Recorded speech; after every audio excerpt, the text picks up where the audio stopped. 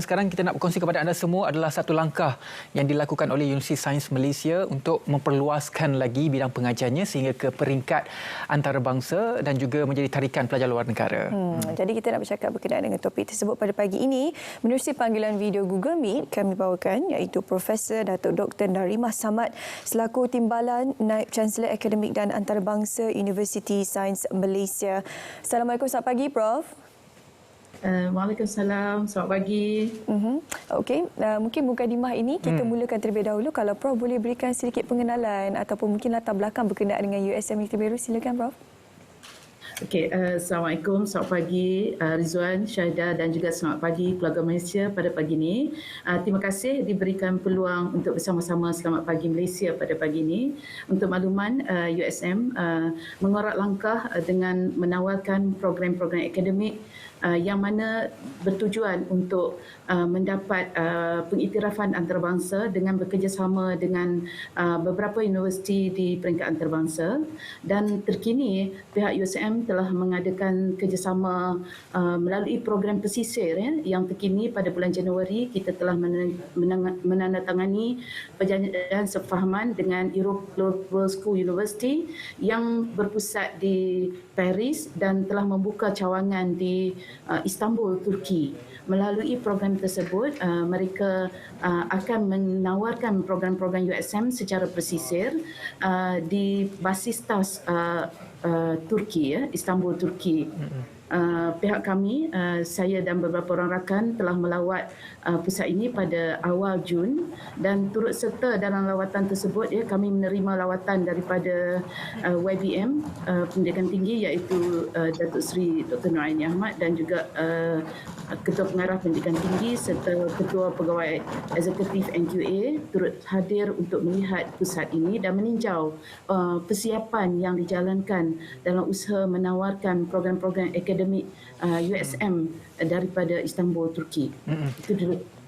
Jadi Prof, apa yang mendorong USM untuk menawarkan pengajian lebih khususnya pembukaan pengajian di luar negara ini?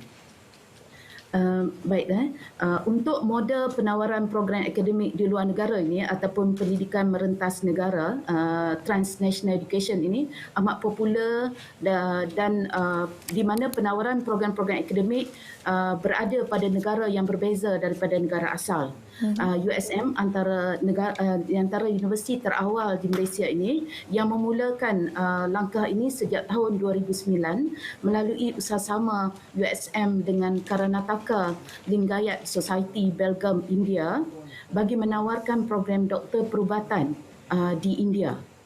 Sehingga menerusi program ini kita telah menghasilkan seramai 668 orang doktor yang kini bertugas di seluruh tanah air.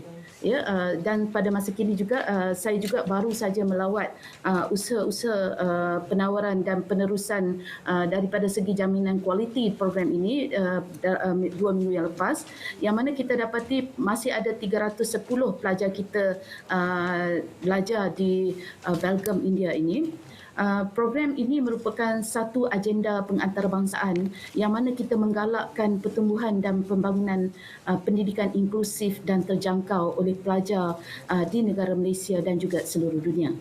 Selain itu, USM juga sebagai salah satu USM sebagai satu-satunya universiti APEC yang menerajui agenda kelestarian global meneruskan agenda ini melalui program di peringkat antarabangsa. Untuk makluman semua juga, USM telah dinobatkan di tempat keempat terbaik dunia melalui sistem penerapan impak kelestarian global oleh Time Higher Education baru-baru ini. Jadi strategi pengantarbangsaan ini menekankan aspek akses kepada pendidikan sepanjang hayat menerusi agenda keempat dalam agenda pembangunan lestari. Prof, bagaimana untuk kita menghantar pelajar-pelajar ini ke luar negara? Pasti ada banyak perkara yang perlu diperhalusi, terutama sekarang kita berada dalam krisis kesihatan. Kita belum keluar lagi daripada pandemik COVID-19. Jadi perkara langkah-langkah yang diambil oleh USM dan mungkin sebarang perjanjian antara kita dan juga negara-negara luar untuk memastikan keselamatan pelajar kita ini terjamin dan dalam masa yang sama boleh membawa pulang segala ilmu yang dipelajari di sana. Okey, baik. Untuk makluman, kita ada dua model yang berbeza.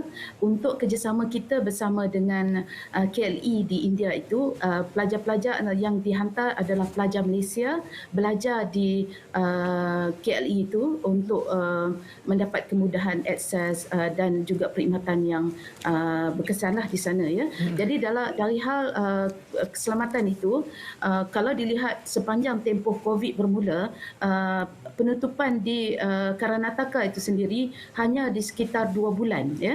Dan pelajar-pelajar kita ada yang memilih untuk pulang ke Malaysia pada ketika itu. Namun selepas itu, ya, pengajaran pembelajaran berjalan seperti biasa kerana kes yang terkawal di sana dan tidak ada kes-kes yang menular ataupun merebak di Karnataka itu. Dan kita juga menyediakan seorang timbalan dekan yang akan berada pada masa itu berada sepanjang masa bersama pelajar kita untuk memastikan kesihatan dan segala kesejahteraan pelajar di sana terkawal. Bagi model yang dijalankan di Turki pula, pelajar yang kita ambil adalah pelajar-pelajar antarabangsa yang memilih untuk belajar di Turki menggunakan kurikulum dan mendapat ijazah daripada USM. Ya, sehingga kini kita telah pihak Senat USM dan juga pihak JPT telah meluluskan lebih kurang 38 program akademik untuk ditawarkan di Turki. Jadi apakah program-program pengajian yang ditawarkan dan ditambah oleh USM untuk program pengajian luar negara ini? Untuk di India itu pengajarannya adalah minta maaf. Di India adalah doktor perubatan, ya, yang mana kita akan hasilkan doktor-doktor yang akan berkhidmat di Malaysia selepas itu. Bagi program di Turki pula, kita telah mendapat kelulusan untuk menawarkan 17 program doktor falsafah dalam pelbagai bidang dan juga 14 program di peringkat sarjana serta 1 program di peringkat ijazah sarjana muda. Jadi itu antara yang telah diluluskan. Program yang dijalankan merupakan program yang ditawarkan sama dengan yang berada di USM. Dari segi kualiti juga, ya, kita mengikut standard kualiti yang diguna pakai di Malaysia, yang mana kita akan adakan audit akreditasi mengikut keperluan MQA di Malaysia. Apa sebenarnya kelebihan untuk pelajar-pelajar luar negara yang menyertai program-program yang dilaksanakan di India dan juga USM ini? Tidakkah mencukupi pengajiannya di Malaysia saja, Prof?